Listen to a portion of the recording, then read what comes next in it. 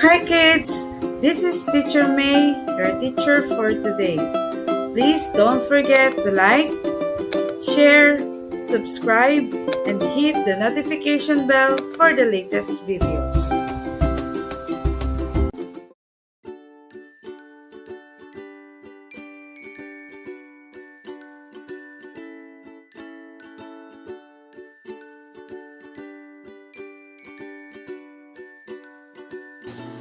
Before we start our new lesson, let's have a short review.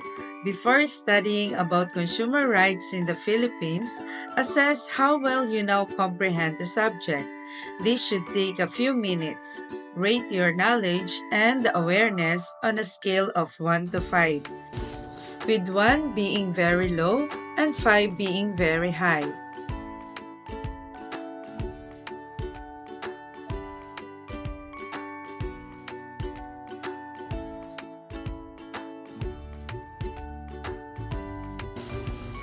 All of us are consumers. We acquire health information, purchase health products, and avail of health services to appraise, improve, and maintain our health. Consumers have basic rights. They have the right to be protected from selling dangerous and unsafe products. They also have the right to be protected from misleading information or advertisements. Consumers can ask for the complete information they need to make good choices in buying a product. Their right to speak out when not satisfied with the products or services should be exercised.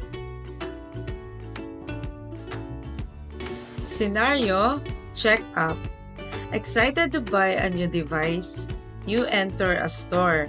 After making your purchase and leaving for home, you discover that what you purchased wasn't what you were expecting.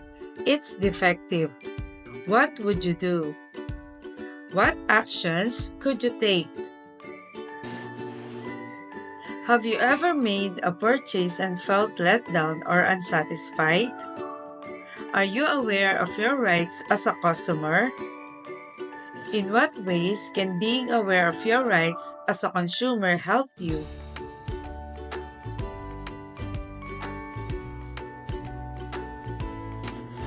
Let us unlock your vocabulary. Activity 1. The 8 basic rights of a consumer. Read a statement and arrange the jumbled letters to form the correct word.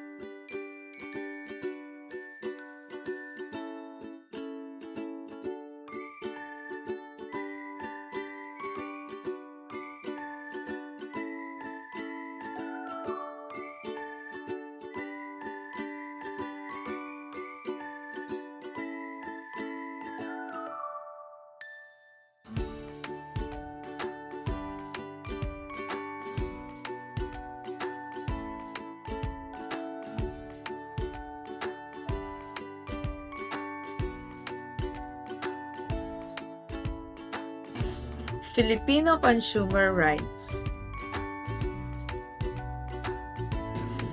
I'm going to show you a picture of a broken pencil case.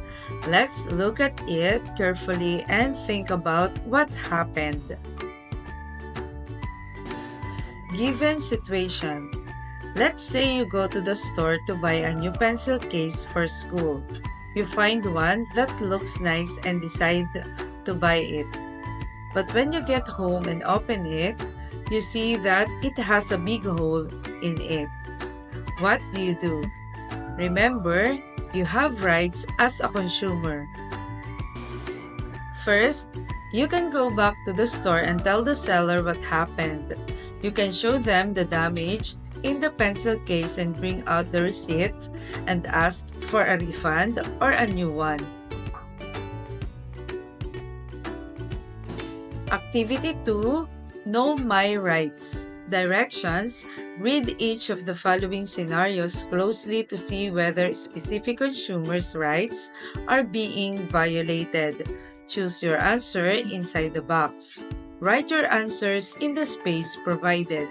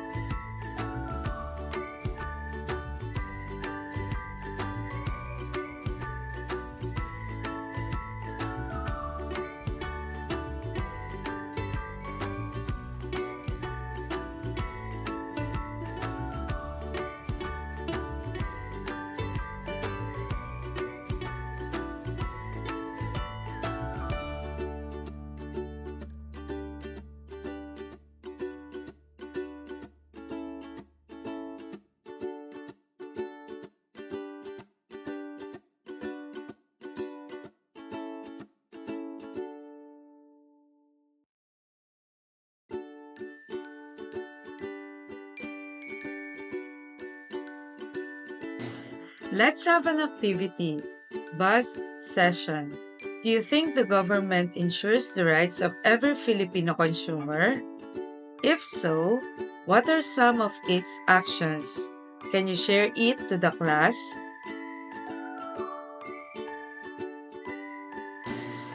The government also plays an important role in consumer protection.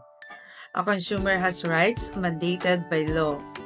These are privileges that an individual is guaranteed of health products and services. The Consumer Act of the Philippines is a law that protects the interests of the consumer, promotes the general welfare, and establishes standards of conduct for business and industry. These are 8 basic rights of a consumer according to the Act.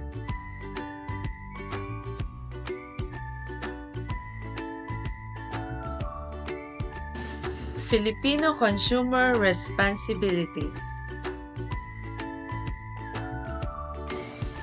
What does the term consumer mean? Why should we consider our options before making a purchase? What factors should we take into account before making a purchase?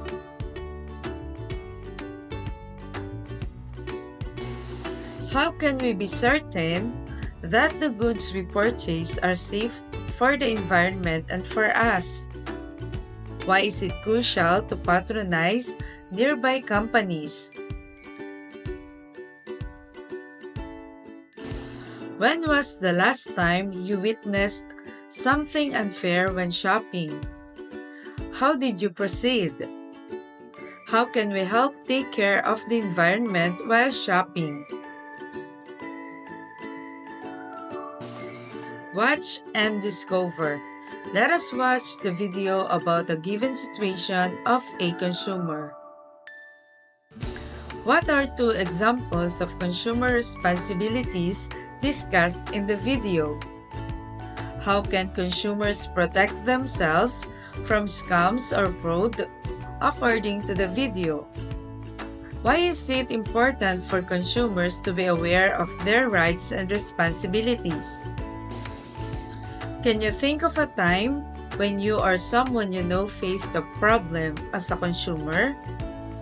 What did you learn from it?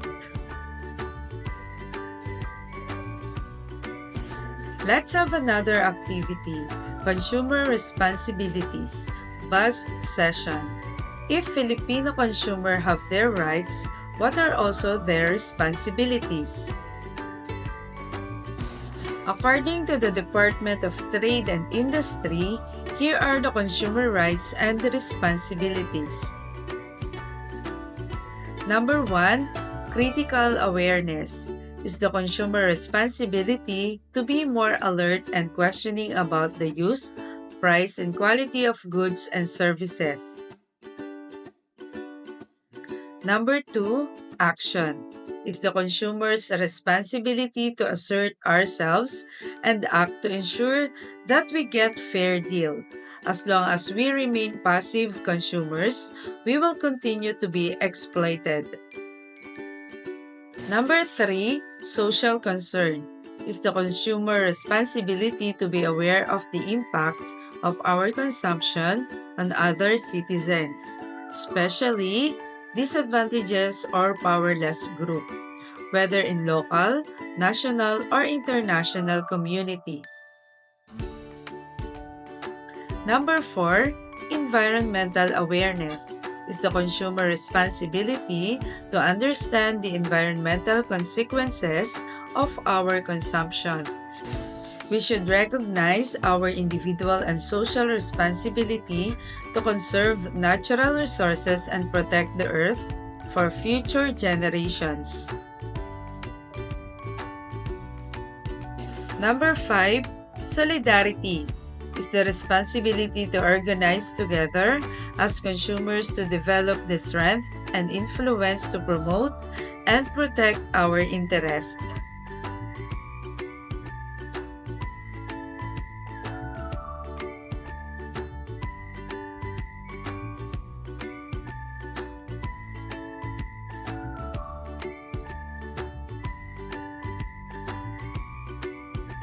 Filipino consumer rights, decision-making skills, assertiveness skills, and critical thinking skills. I'm going to ask you some questions. Decision-making skills. When you are in the canteen, what do you consider before buying?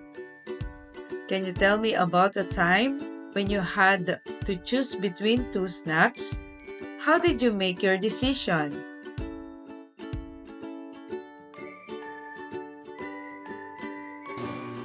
Assertiveness skills. How would you ask your teacher for help if you didn't understand a lesson?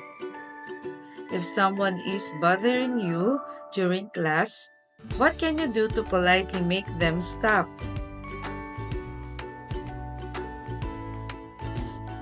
Critical thinking skills. How can you tell if something you read online is true or not? Why do you think it's important to listen to different opinions when making a decision?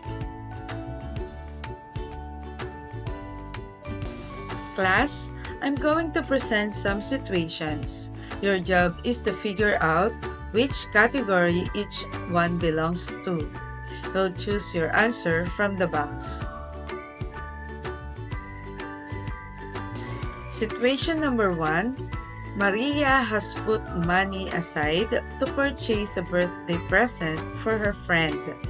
She visits a toy store and finds a lot of toys that interest her, but she has to choose which one to purchase.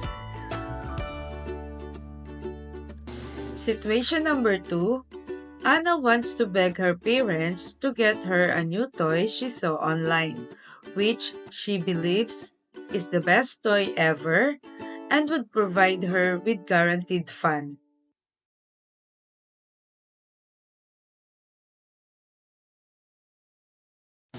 Situation number 3, Juan discovers he ordered the wrong thing as he is purchasing lunch at the cafeteria. Instead of chicken sandwich he requested, he was given a ham sandwich.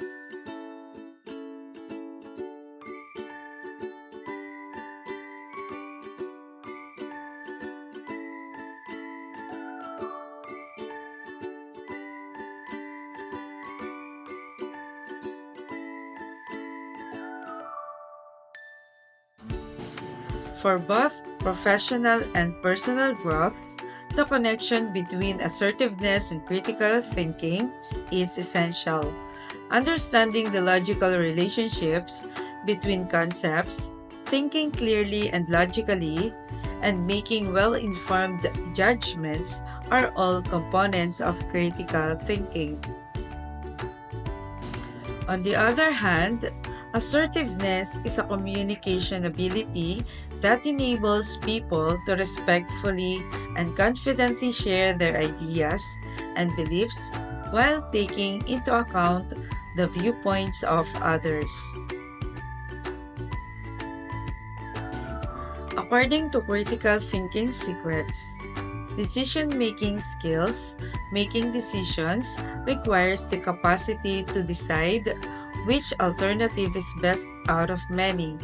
Before making a choice, it involves taking requirements, preferences, available resources, and possible outcomes into account. Assertiveness skills, the ability to confidently and respectfully communicate one's opinions, feelings, and demands, is referred to as assertiveness skills.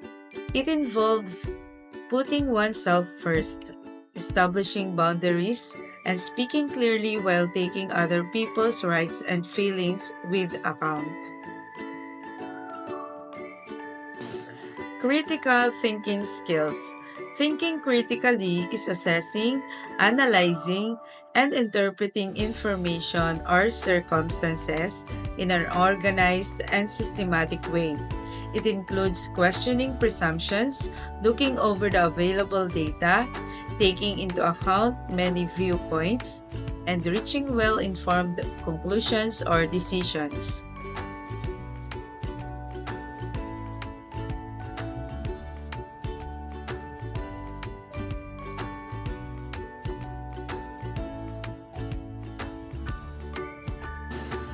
Activity 3, Defend My Rights. Directions, read and understand the scenarios carefully. Write your best answers on the space provided. Scenario number 1, you bought a toy from the shop and found out it is faulty after using it for 5 minutes.